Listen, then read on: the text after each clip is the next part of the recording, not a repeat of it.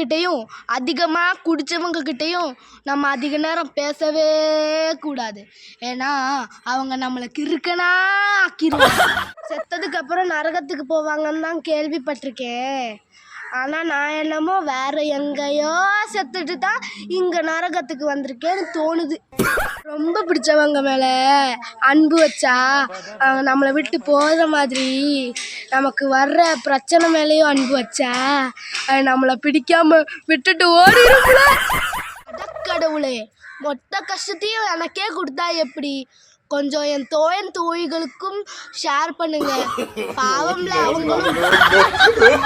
Hello, நம்ம bank manager பேசுறேன் sir. Bank மேனேஜரா? எந்த பேங்க்? பேங்க் மேனேஜர் பேசுது சார். ஓ, உங்களுக்கு கார்டு இருக்கு இல்லையா, அந்த கார்டை ரினியூ பண்ணணும். கார்டு மேலே 16 நம்பர் இருக்கும். அந்த 16 நம்பர் கொஞ்சம் சொல்றீங்களா சார்?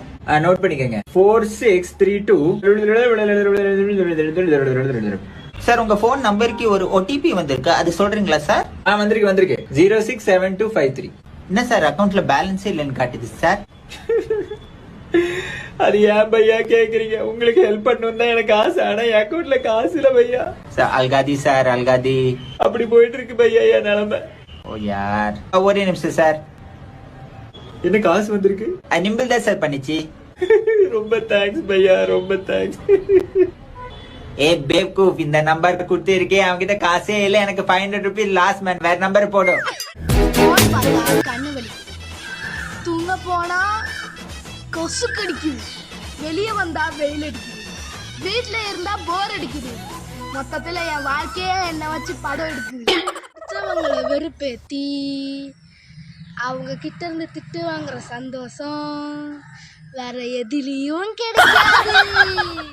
நம் வீட்டில் யாராவது இறந்தால் போட்டோ மாட்டி சாமி என்று அழைப்பார்கள். அதுவே எதிர்த்த வீட்டில் யாராவது இறந்தால்